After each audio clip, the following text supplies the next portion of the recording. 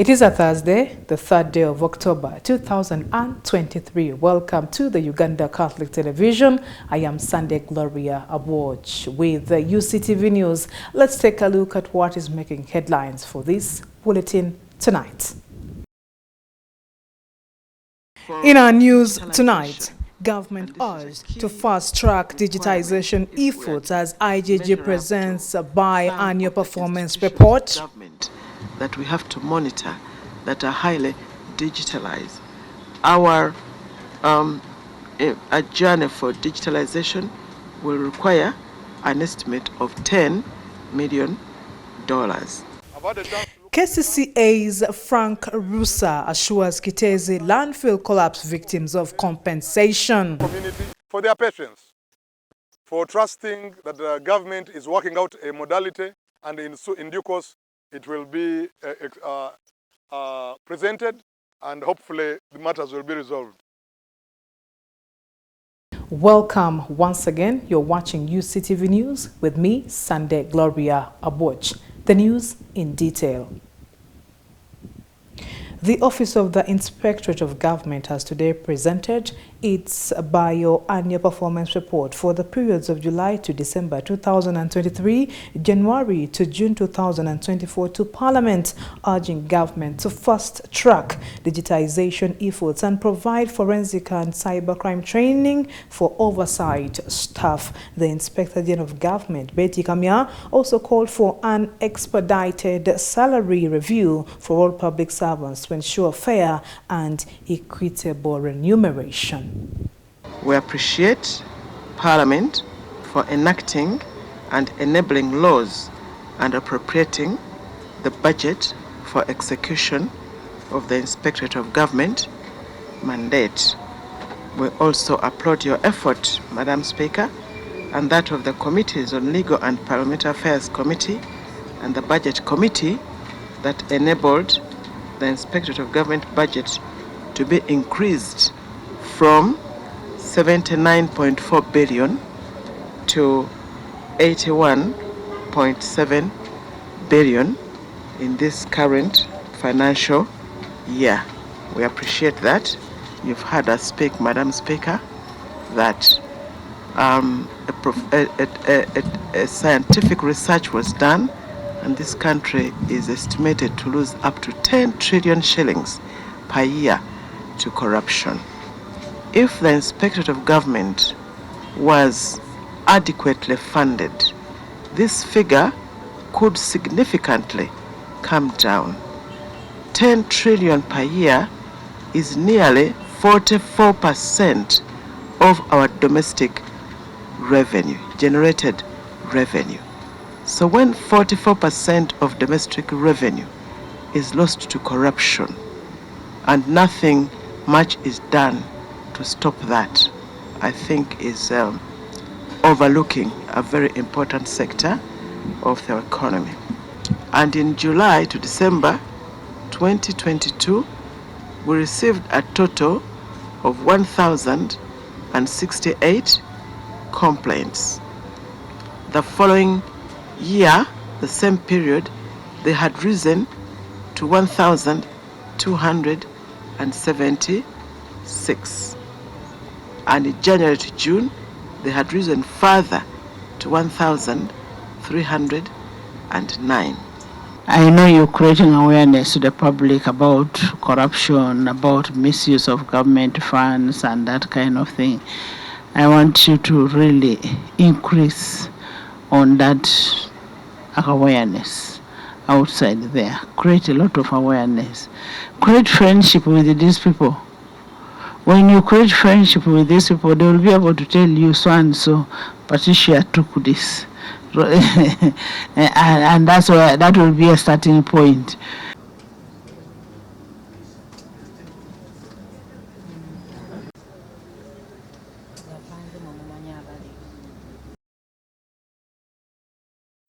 The interim executive director of Kampala Capital City Authority (KCCA), Frank Rusa, has assured Kitezi residents whose properties in the buffer zone were demolished after the landfill collapse that the government will compensate them. He further stated that the modalities for their payment are being finalized.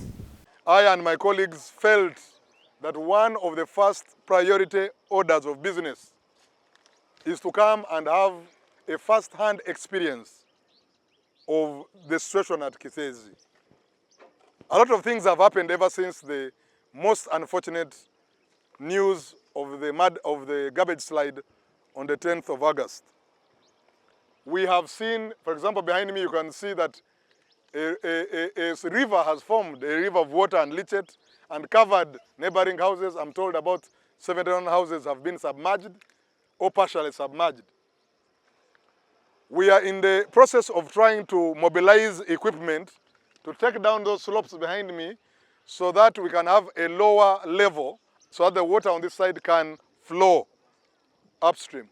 As you can imagine, that's a huge engineering feat. We are mobilizing equipment. We have some equipment here, but we are continuing to mobilize equipment from various sources to see that we can speed up this work. I've had a chance to look at the camp and I've seen the situation our people are in. We want to thank the people of Kitezi and the general community for their patience, for trusting that the government is working out a modality, and in due course it will be presented and hopefully the matters will be resolved. But let me also take this opportunity to thank the Uganda Red Cross Society. We are so grateful for your partnership. We are so grateful that from day one you have been with us in this place. And you have been so proactive and generous and available to support our people in this very difficult time. We want to thank the local leaders. I have seen the Assistant RCC. I'm told he has been here every day since this happened. I know that the local leadership has been very involved in mobilizing the people. I want to say our big thanks to our sister local governments in this area.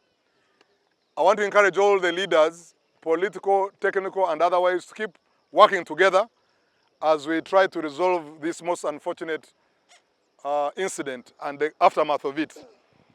Maybe as KCCA would like to pledge that the lessons we are taking from here, we are taking them seriously, and hopefully we will not have a repeat of anything like this, not in our city and hopefully not in another city in our countries. We are picking lessons from our neighbors in Ethiopia where something similar happened and lots of lives were lost, but now they are at a place whereby there is effective waste-to-energy technology being deployed in that country. We hope to get there soon, and hopefully as we work together, we shall get out of this and have a better way of managing waste and especially producing energy out of it and other useful byproducts.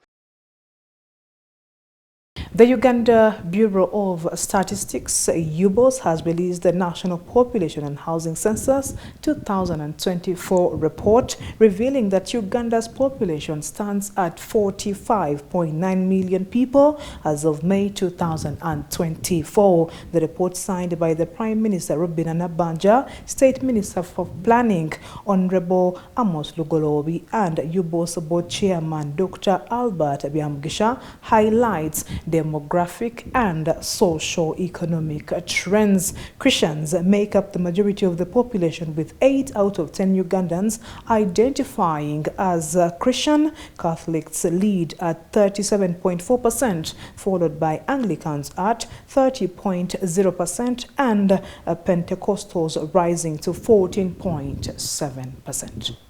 What we notice is that in 10 years we have increased by 11.3 million at a growth rate of 2.9%.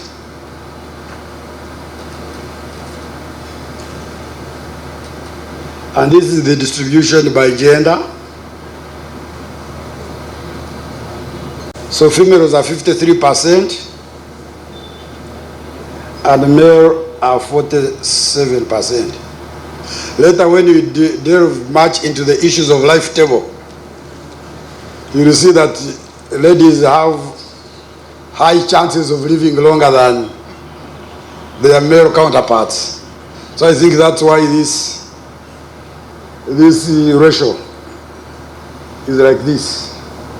You can see that you have a very big task to plan for this 50%, the school-going children, and also to prepare for them post-education.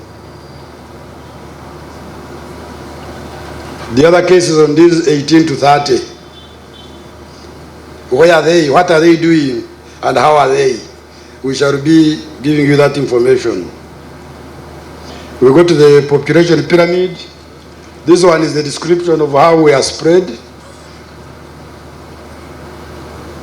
by the 5-year age group, and those who are 85 plus, you can see them there.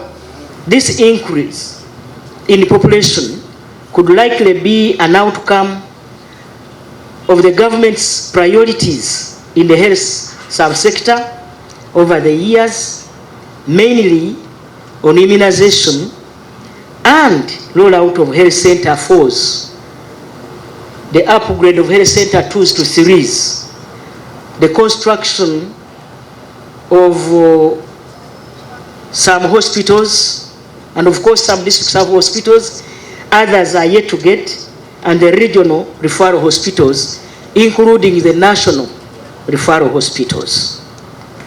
In so doing, government will be able to overcome one of the most intriguing challenges of transforming every Ugandan household into the money economy. Alone, my dear. It's worth more than the 1%. Exactly. Jehovah Alive for Old Age, JAFOR, a non-governmental organization dedicated to addressing the social, spiritual, medical and economic needs of the elderly in Uganda, has welcomed government's move to introduce legislation aimed at protecting the rights of older persons. JAFOR's Executive Director, Malaika Gabriela Ligami, commended the long overdue law, but emphasized that safeguarding the rights of the elderly is a shared responsibility. Because we have children's right, we have the women's right, we have the youth have a right, but the older person's right. This is a policy we've been looking forward to, for it to be completed in the parliament, and it can now be rolled over, and this is the rights for the older persons. We are so excited to see this come in place in Uganda. JAFOR has been part of the team that has been doing that, and we look forward to that. We are getting to schools, we are getting to tertiary colleges, advocating, educating them on the importance of respecting our older persons. And then another initiative we are putting in place is housing. We found many older persons have no houses. They don't have where to stay. Others are literally living under a tree or in something next to a shelter, which is not a shelter. We've started that initiative in Kayunga, and I believe if we do this, then this world will be a better place for all of us to live. In the next 30, 40 years, we shall be the aged, we shall be the older persons by then. So what we are laying down now, it is to work for us and to work for us by then, that time when it comes. So I call upon the entire public, the general public, to raise awareness wherever you are. Speak to your neighbor, speak to your child, speak to your uncle, speak to your auntie on the importance of respecting the elderly persons and promoting their rights for them to live a dignified life above. We look at Uganda. I don't want to go into Africa or the entire world, but if you look at Uganda, the age limit where people really live and they get to that point, it's, I think, not beyond 65. So when you get to 80 years, you find out many older persons are cut off. So we are really advocating as well if the government can reduce the 80 years to a lower age, so that many of them can be accommodated in there. You'll find you'll get to a district or to a sub-county, 80 years and above, you get 1 or 2. or neither no one. If we can get specialized wards for the elderly, you go to facilities, you can never get a specialized ward for only older women or older men. They're always mixed up. You'll find the women, the young, the teenagers, and the elderly are in one ward. So we are advocating for specialized wards for the older persons, and we are encouraging parents, even at schools, if they can start courses of geriatric, courses for patients, as we are growing. When these kids go to school, they want to study medicine. We've not found that course being advertised, like people want to study geriatrician. The Executive Director of Lubaga Hospital, Dr. Julius Luyimbazi, has called upon well-wishers to attend a fundraising dinner scheduled for October 17th, 2024 at Pope Paul Memorial Hotel in support of the hospital. Speaking during a press conference held this morning to mark 125 years of Lubaga Hospital, Dr. Luyimbazi emphasized the need to raise 2.2 billion shillings to upgrade the hospital's CT scan machine. The reason we are here today is to inform the whole world that Lubaga Hospital is celebrating 125 years. Since 1899, we have served Ugandans for 125 years. And as the hospital ages, it ages at work. It ages while it is treating patients. It ages as it is training health workers. It also ages as it is delivering Ugandans. And we've done that for 125 years. In the process, some things, of course, also grow old. As you can see, some infrastructure, some equipment, and a lot of other material things, they age with time, and therefore they require to be replaced so that the hospital stays up to date in infrastructure, in equipment, in processes, and many other things. So as a hospital, as we celebrate 125 years, we are making an appeal to all those Ugandans that have a relationship with Lubaga Hospital. Some have been born here, and those are millions and millions of Ugandans who are born here. Some have been trained here as nurses, as midwives, as laboratory technologists, as intern doctors, and others have been treated here. Those ones you can't count them, because every year we treat more than 12,000 Ugandans. So we are mobilizing all those people to join us to celebrate 125 years.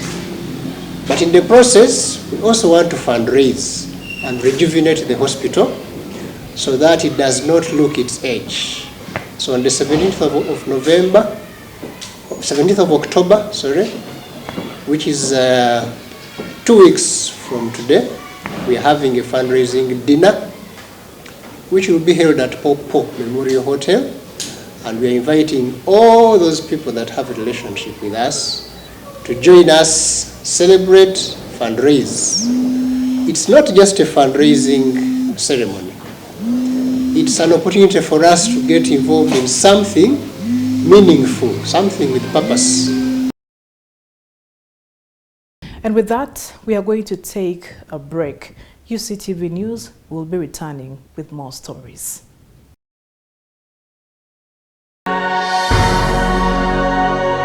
Uctv, good news for all. Kuleza Farm with Centenary Bank agribusiness solar loan of up to 50 million shillings for a solar-powered irrigation system on your farm. Enjoy a grace period tailored to your cash flows, and loan offer amounts from 100,000 up to 50 million Uganda shillings with flexible loan periods up to 60 months. Apply for a Centenary Bank agribusiness solar loan through our branches, agents, and enjoy a fixed interest rate of just 1.7% per month. Kuleza Farm with Centenary Bank agribusiness solar loan today and watch your farming dreams come to life. Visit any of our nearest branch today or call our toll-free line 0800 200 555 or 0800 335 344. Centenary Bank. Centenary Bank is a member of the Center Group regulated by Bank of Uganda. Customer deposits of up to 10 million shillings are protected by the Deposit Protection Fund of Uganda. Terms and conditions apply. UCTV. Good news for all. Welcome back to our second segment. You're watching UCTV News. And now, in the second episode of our briquette making series, Kayondo Muzaffalu shares the challenges he faces as a manufacturer. Despite these obstacles, his business has transformed his life, marking a significant improvement since he began producing briquettes, with charcoal briquettes saving up to 50% compared to traditional charcoal. Kayondo highlights the growing demand for his products, driven by their cost effectiveness and environmental benefits. Let's take a look. In our episode 2 of briquette making, Kayondo tells us the challenges he faces as a manufacturer.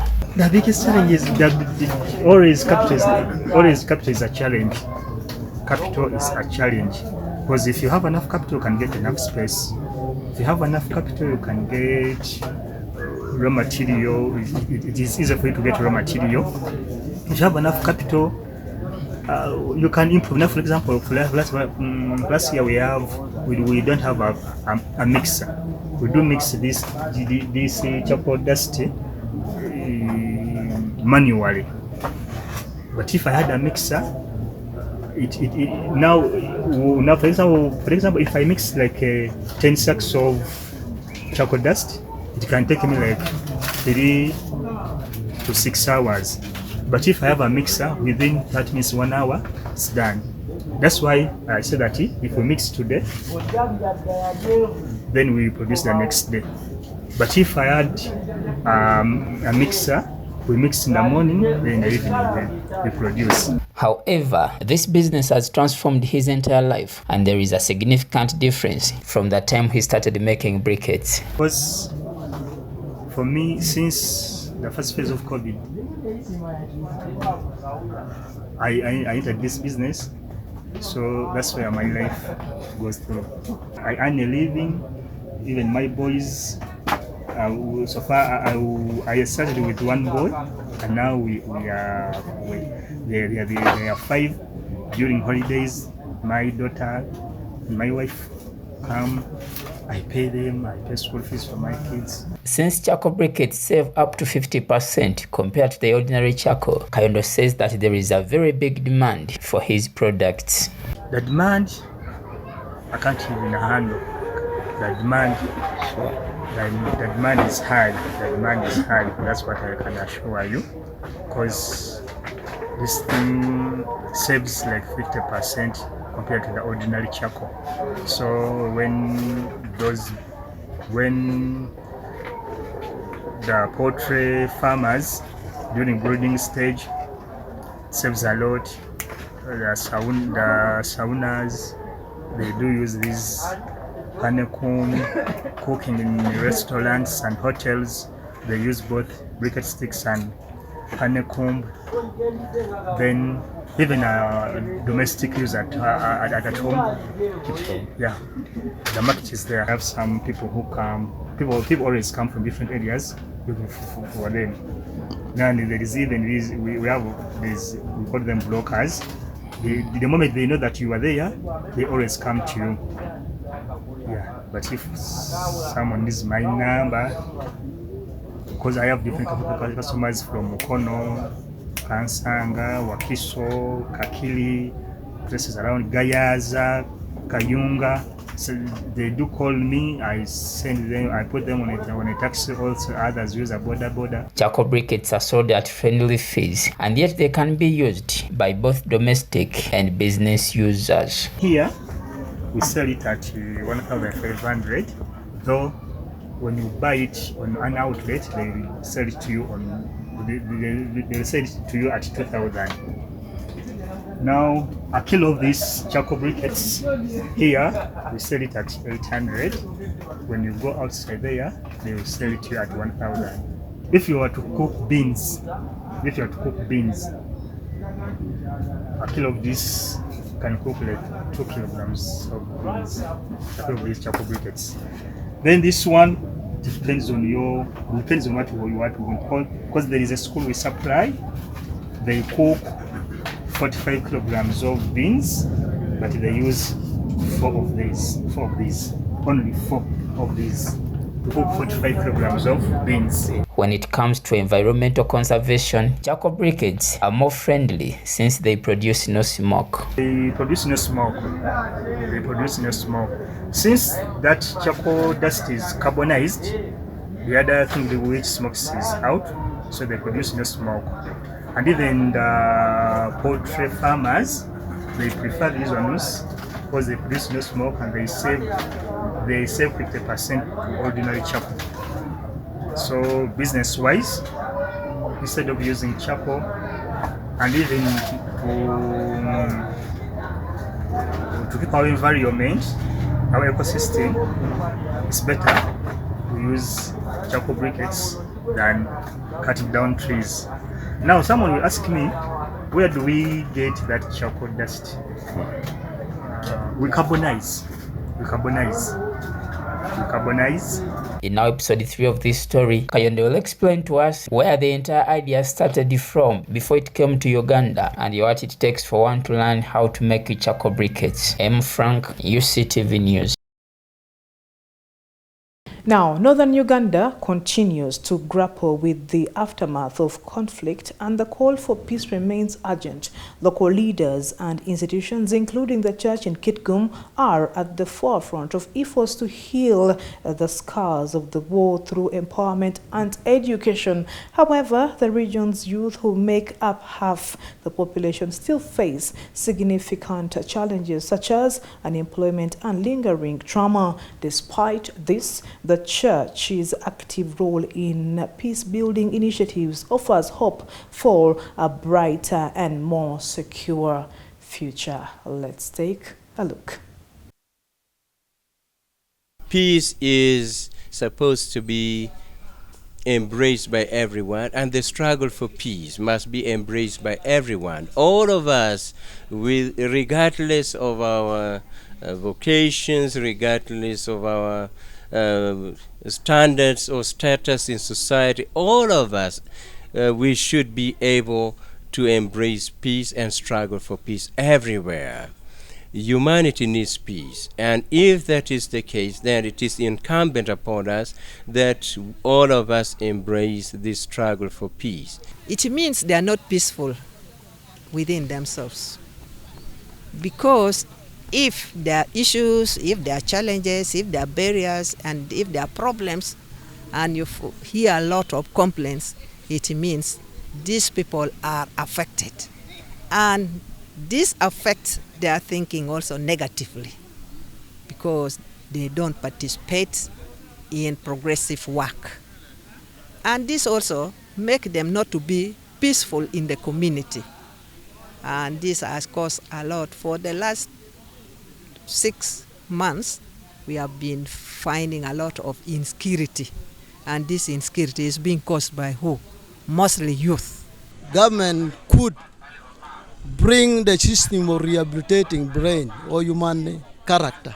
People are traumatized, and you find people are moving. That's why even to me, I can say because of that trauma, people are getting accidents day and night. Because people are not what? They are not settled in their mind. And we cannot say we have peace. Not only that one, when you look at the youth of nowadays, you may say they are educated, right? We have universities, people are going to different institutions, but when they come back home, you find they are just floating. They are jobless, they don't have anything to do. And the whole blame is fall on what? On the government. You cannot blame anyone. I begin with my church where I pray here. There are a lot of sensitization on peace buildings. There are a lot of sharing how youth can come out of poverty, engaging them in developmental work and skilling them so that they are able to do some work that they can get money for themselves. Like right here, you have seen the bricks. That bricks were being laid by our youth. The youth in the church are making those pavement bricks. They are also engaged in other activities besides they have agricultural activities as for the youth. That is a way of bringing them together to share positive thinking so that they get activities that they can make. And what they get helps them a lot to contribute in the church for the development of the church. In religion, they should play their roles. Government should also come in and play their roles. And these other institutions like NGOs should also come in. But the most important thing you should know, factor, is corruption. If you want to maybe support these youths around northern Uganda or Uganda, you find other people will come with their system of corruption, and you find at the end of the day that project will not produce. And finally, from the local scene, in an age where screens dominate daily life, young Christians are urged to navigate their faith with caution and intention. Reverend Father Aluma Wadri Robert, a lecturer at the National Seminary in Katigondo, highlights the dual nature of technology, emphasizing its potential to enrich spiritual growth while warning against the risks of addiction and passivity that can jeopardize mental health.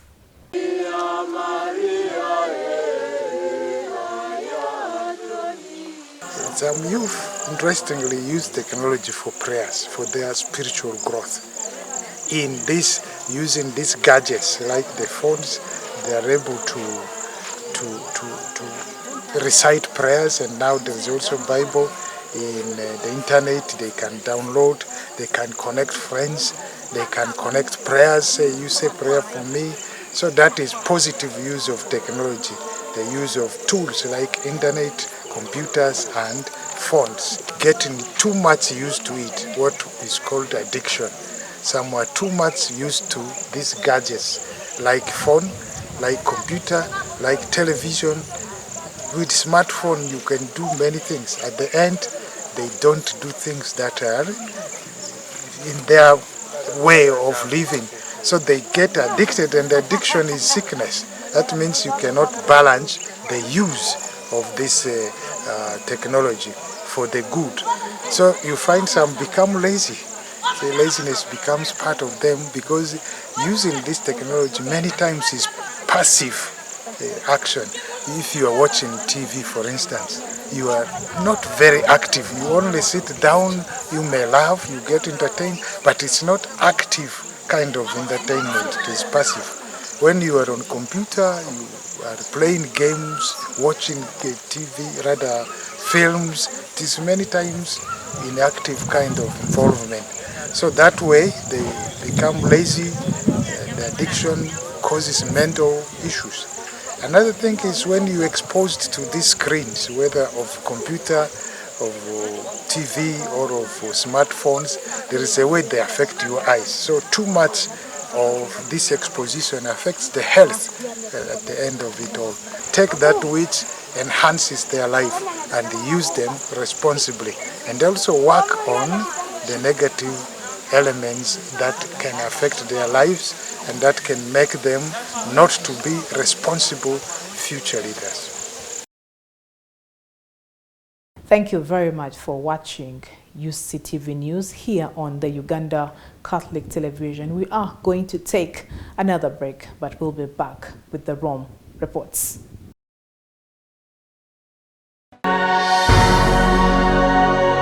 UCTV, good news for all.